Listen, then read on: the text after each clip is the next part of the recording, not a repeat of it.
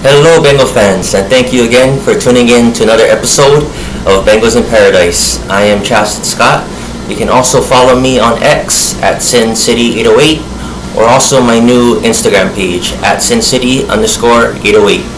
In today's episode, I'll be breaking down Germaine Pratt's trade requests that happened on Wednesday and what to move forward, and basically if he does depart, who would be some replacements to fill in that vacancy role at the linebacker position.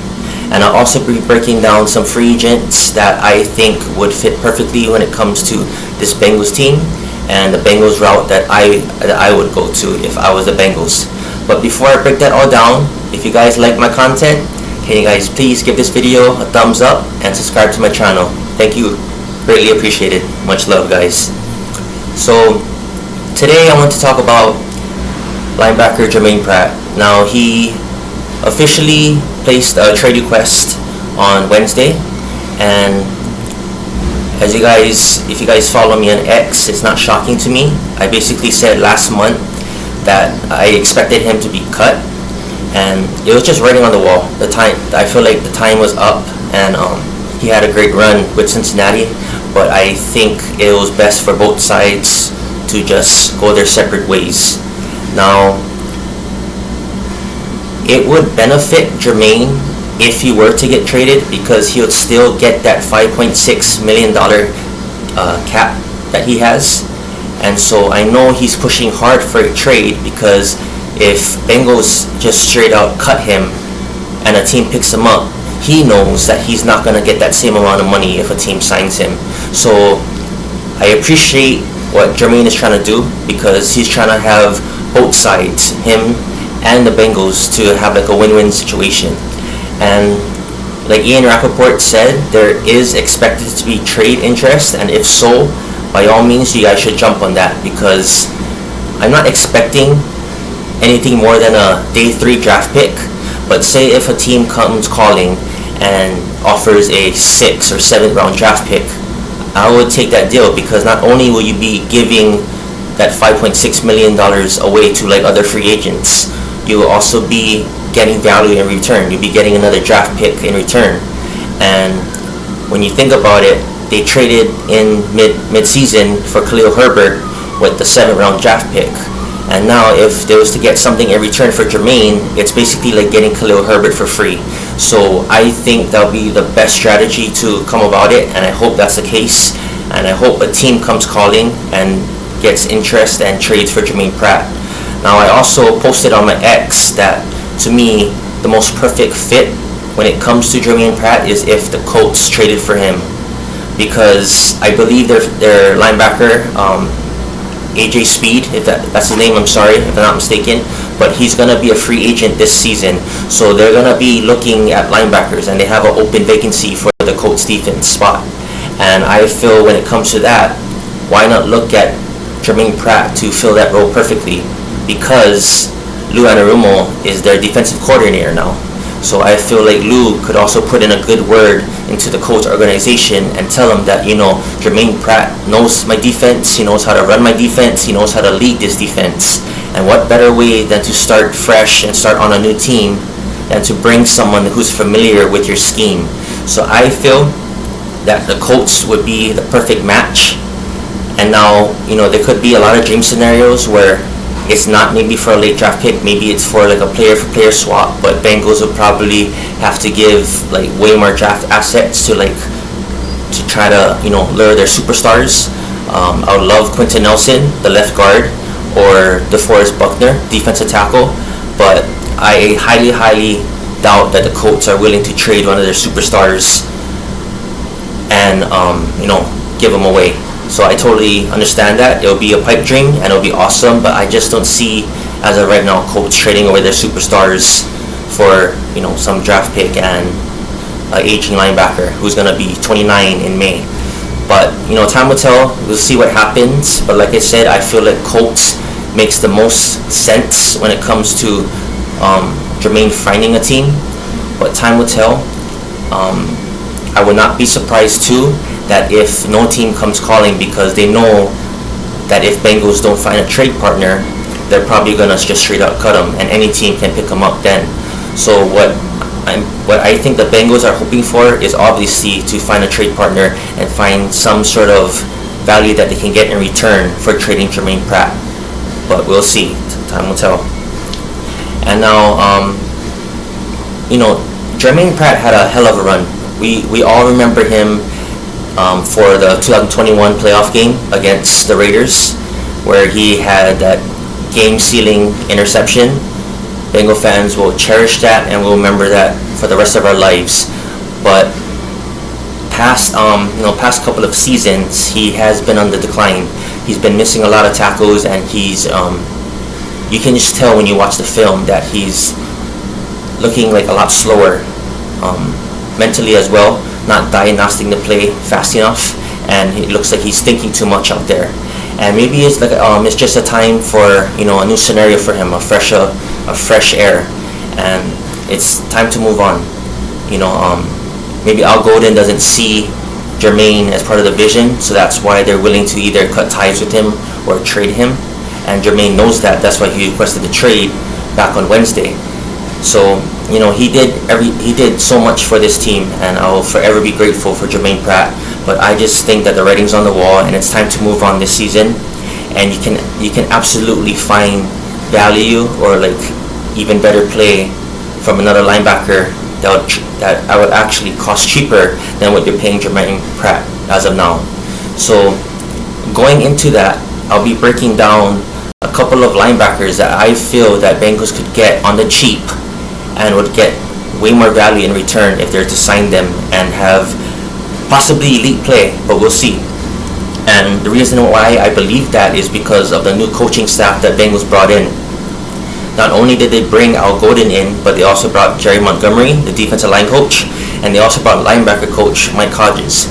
Now there's a reason why they brought all these new coaches to be on the Bengals staff, and that's because they're known for bringing out the best in their players.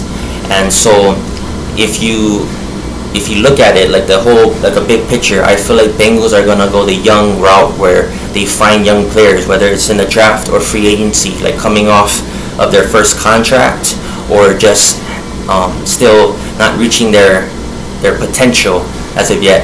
And I feel like Bengals are gonna be attracted to when it comes to those kind of free agents, players that are still very young, they're not fully developed, and they can bring out the best in them. So I have two linebackers in mind that I think would be perfect fits for this Bengals defense, and that would play incredibly well alongside Logan Wilson. And if you guys remember, Zach Bond signed a 1-year deal last offseason with the Eagles, and they only got him for $3.5 million. And look what he's done. He won the Super Bowl. He's a first-team All-Pro, and he was just extremely dominant. And nobody's seen that coming. So basically what I'm saying is, now if the free agent that you guys pick up, maybe it might not be like the next Zach Bond, but who knows? That's why I said potential is always there, and I feel like Bengals can find that if they go that route. And I see two players specifically that I feel that would make perfect sense for this team. So the two linebackers I'll be basically breaking down. The first one is from San Fran. Now, he's not really like untapped potential because he already shown it in previous years. But why I think he's gonna be someone that you can get for the cheap and maybe like on a prove it type deal is because of the injuries. Now, when he's on the field, he's an absolute dog. He's nasty. He gets to it. He attacks, and that's something that we need on that Bengals defense. We need that type of attitude, that dog mentality. And I feel like look no further than this guy, Dre Greenlaw, linebacker for the 49ers. Now, he torn his Achilles during the Super Bowl run back in 2023, if not mistaken. He tore his Achilles during warm-up stretches, and ever since he hasn't been playing. If he did, he played like a limited amount of snaps this season. So I feel like you could grab him to like a prove it type deal, and he would provide immense amount of talent and value in return. Like I see you could get like Dre Greenlaw not even probably for like a $7 to $8 million deal, like a 1 year $8 million deal. And for his type of play, for his type of caliber that he brings, that would be a steal when you think about it. Because before the injury, Drake Greenlaw was an absolute dog. He was a beast. And if Bengals can find some way to bring that back, to make him play at the level that he's been playing before that Achilles injury, sky's the limit for this defense, and sky's the limit for that linebacker room, and it'll make a dramatic change in that defensive side of the ball. So when it comes to that first guy that I'm bringing up, Drake Greenlaw, he would be a perfect fit in my eyes, and he will be someone that would not break the bank, someone that is still young as well. He's only 27, so he still has a lot of room to grow. And I feel like Mike Hodges can possibly do that, bring out the best in him. And if we see him play to the way that that we are used to seeing him play a couple years back, and he takes it top to another notch, I mean, that would be an incredible steal. Getting a linebacker of that play for only like $7 to $8 million, I would take that any day of the week. So Drake Greenlaw is my first linebacker that I'm going to mention. And the second one is more of a realistic option, and I feel like he would be someone as well that would not break the bank at all. He could probably snag him for like $3 million to like a 1-2 year deal, and he's only 26 years old. And the guy that I'm talking about is Browns linebacker Devin Bush.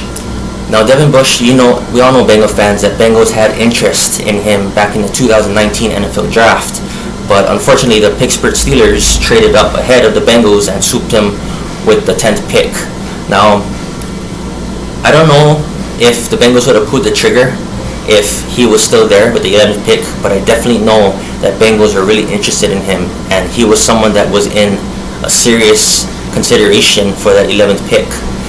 Now that I feel like with him being a free agent, why not make that happen now? And he is extremely athletic. He tested as an elite athlete, and I remember him back in the draft days. I really wanted him. It was between him and Devin White. I really love both those linebackers coming out of college.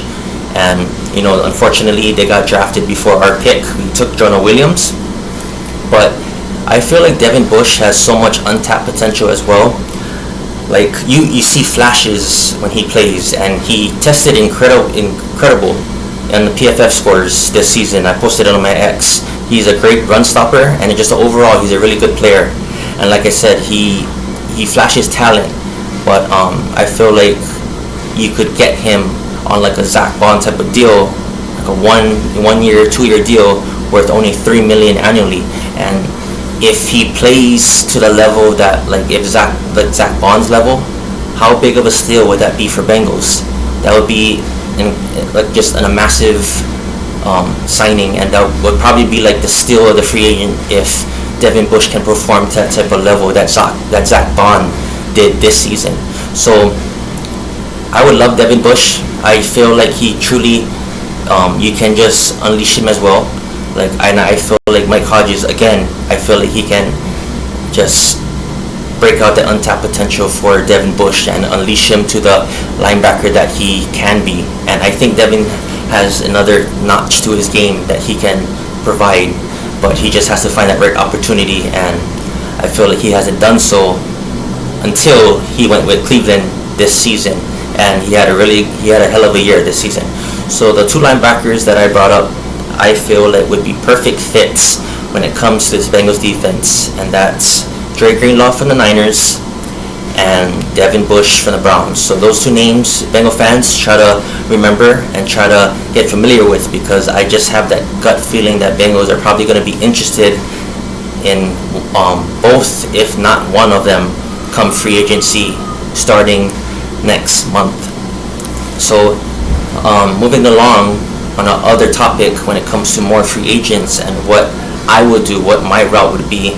I posted this on X as well. I kind of broke down defensive free agents that not only I think what the Bengals would go for, but it would make sense, and these will be guys, again, that would not break the bank, but would provide an incredible amount of value, I think. And that's what Bengals love to do. They always attack those mid-tier free agents.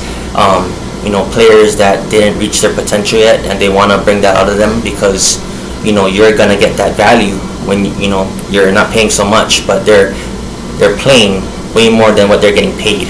So I was basically looking at the free agent list, and I was looking at free agents, and there's a couple of them that would fit right away in this Bengals defense.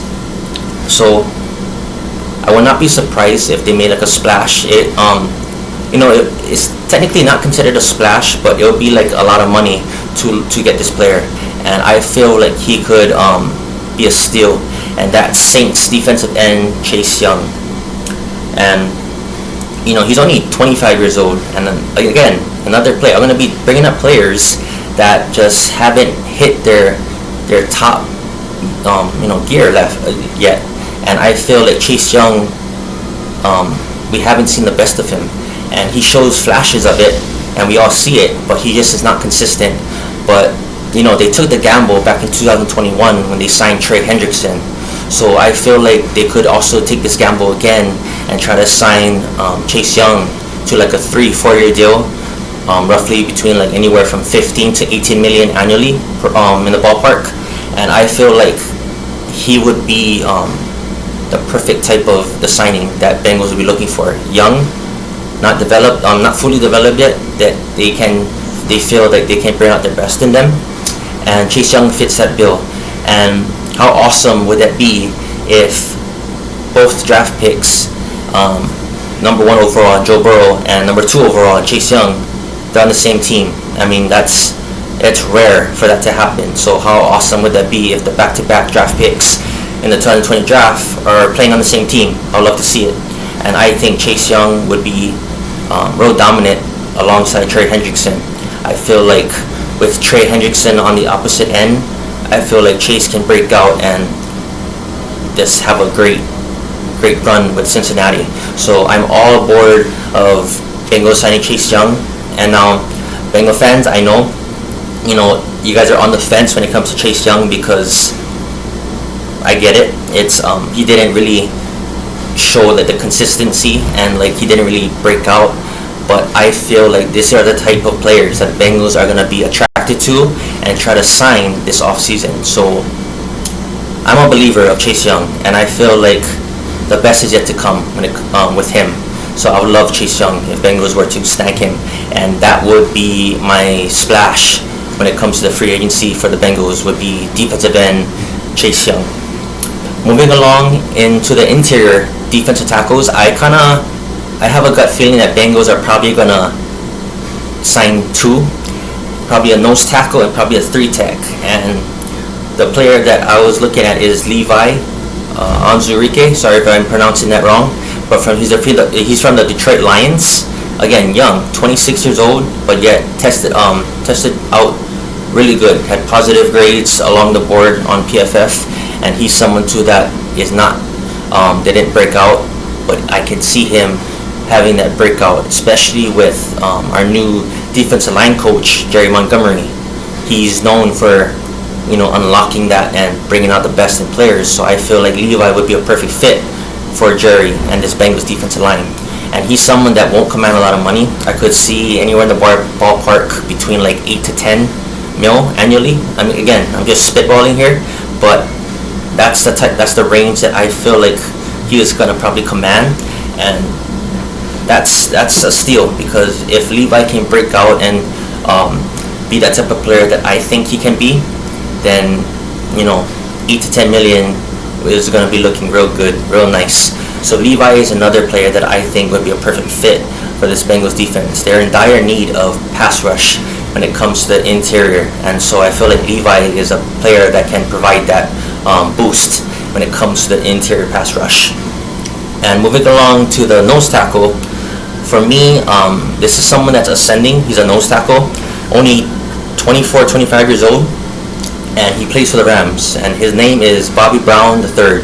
He's someone that probably Bengal fans never heard of, but he's really, really underrated, and he's really good. He's dominant when it comes to stopping the run, and I feel like that's an important trait to have, especially when you're playing AFC North football. It's all about stopping the run, and I feel like Bobby Brown can come in, fit incredibly well because that's what he's known to do, is stopping the run at a really high level. And he's someone that would not break the bank as well. He's someone that would be relatively cheap, and you can probably get him for like a 35-year deal, kind of like when Malcolm Roach. Think of Malcolm Roach last year, nose tackle from the Saints. He went to the Broncos, and I know Bengals were interested in him, but Malcolm Roach signed like a 2-year deal for only like $8 million total, which is $4 million annually. So I could see that happening, like a similar type of deal where Bengals sign Bobby Brown to like a 2-year deal, $8 million total, which is $4 million annually. So why not? Again, not expensive. Bengals can do it. And I already broke down the linebacker spot. You know, Jerry Greenlaw and Devin Bush, as I mentioned, one of them in free agency, I think would be a huge signing for a low price, and it's high risk. You know, not high risk, but you know, it's a high reward if it pans out, and it's not going to really be hurting you because you're going to be paying not that much amount of money. So when it comes to the linebacker spots, you know, I mentioned Jerry Greenlaw and Devin Bush. Now moving along to the backfield, Geno Stone is the biggest question mark when it comes to the defensive side of the ball, in my opinion. I don't know if Bengals decide to keep him or cut him. Now, if you ask me today, I feel like Bengals are gonna cut Geno Stone. I'm just reading the tea leaves. You know, when Al Golden had his press conference, not once he ever brought up Geno Stone, and to me that's kind of like a red flag. And I just don't see Geno part of the plans moving forward. So, you know, with Al Golden saying that he wants his safeties to be athletic and really good at tackling, that's two traits that Geno Stone is, I'm sorry, but not really good in doing. So I feel like it wouldn't be a match when it comes to both sides, and I feel like I would not be surprised if Geno Stone is cut. In fact, if you had the gun to my head right now, I would say Geno Stone is going to be cut. So with that being said, I feel like Bengals are possibly going to be looking at a veteran in free agency. Not someone that is old, but someone who's played the game, had a ton of experience, played a lot of snaps, and is playing at a really good level. And when I was looking through the safety free agency market, one stood out in particular, and that's Colts safety Julian Blackmon. Now, I posted him a few times on my X as well, but he's someone who's really underrated, and he graded out extremely well, especially this season. And he's someone that can play deep safety. He had a lot of snaps this season playing the deep safety, and he's really athletic, and he has a wide range when it comes to covering the field. And I feel like he would be a perfect fit because of that, and also because he's someone that will not break the bank. I feel like you could possibly get him to a similar deal as which Geno Stone got last season, which was a 2-year deal, $50 million total, which was basically like $7.5 annually. So if you used to get, you know, Julian Blackmon to like a 2-3 type year deal, approximately like, you know, $6-7 million annually, I feel like that would be a steal. I feel like he would be a perfect fit for this defense, and he's someone that Al Golden would appreciate because Julian is athletic and he's a really good tackler. So I feel like that would be a perfect match for him to come on board to the Bengals defense. But time will tell. So on the defensive side of the ball, that's the names that I mentioned. That's the route that I think Bengals could go to, and then that's definitely the route that I would go to. So, you know, Chase Young, Levi Onwuzurike, Bobby Brown III, Jerry Greenlaw, Devin Bush, and Julian Blackmon. I feel like you can get them, and it would not cost a lot to get those free agents. Bengal fans are probably thinking, oh, that's too much free agents. Bengals are not going to spend that type amount of money.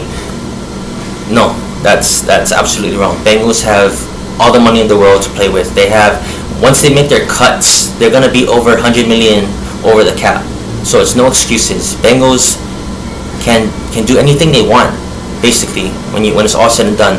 So there should be no excuses why Bengals can't make these type of deals. And again, I'm not asking for you know, the stars and galaxy. It's you know, signings that can be reality. You know, it's players that would fit the bill and would not command a lot of type of money, and I feel like it will be perfect fits for both sides. So time will tell, but those are the players on defense that I think would be perfect fits when it comes to the Bengals defense.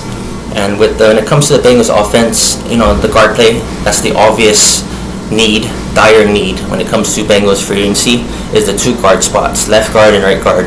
Now, the guard list, when I was looking at it in free agency, there's a lot of names on that list, and I have like a preference, but I wouldn't be mad at any of the signings if they're to get them, like a Patrick McCarry from Baltimore, Tevin Jenkins from Chicago, but he's probably gonna cost a little bit more. But I'm looking at those Patrick McCarry type of deals, somewhere between like the type of deal that Alex Kappa signed back in 2022. And other names, a reunion maybe, Kevin Zaire, Aaron Banks from the 49ers, just a lot of guys. They have so much guys on this market that I feel like Bengals could basically pick their poison. And I would not be surprised if Bengals ended up signing 2 guards, maybe one more on the upper echelon type of deal, and one maybe like on a lower type of deal where they'll be competing maybe with a draft pick or Cordell Volson for a spot. But I would not be surprised if Bengals were to sign 2 guards in free agency. So when you're looking at it as a whole, my path when it comes to the Bengals free agency plan is to sign 2 guards, sign a defensive end, sign 2 defensive tackles, 1 linebacker, and 1 safety. And I feel like you will be addressing all your needs when you're heading into the draft, and that's something that we hope as Bengal fans that Bengals can do, because we all know when it comes to the draft, it's all about drafting best player available. You don't want to go in there try to forcing yourself to draft a need, because it can backfire you, a la Billy Price. We all seen that happen. So I just hope that they can take care of their needs in free agency and worry about basically nothing when it goes to the draft. Just draft who's best on your board, and that's the best solution to go about it when it comes to drafting. So I hope that Bengals can do that this year, and I hope there's no excuses, and I hope they have an aggressive free agency and they attack every need before the draft hits, and they just are not scared to pay the amount of money that the players want. So I hope it comes down to that. I hope Bengals can change their ways. I don't know how much times I have to say it, but I just hope Bengals change their ways when it comes to approaching free agency. And that will do it, Bengal fans, for my latest episode in Bengals in Paradise. And again, if you guys like my content, can you please give this video a thumbs up and subscribe to my channel? Greatly appreciate it, guys. Thank you so much. Until then, Bengal fans, I hope you enjoy the rest of your day. Good day.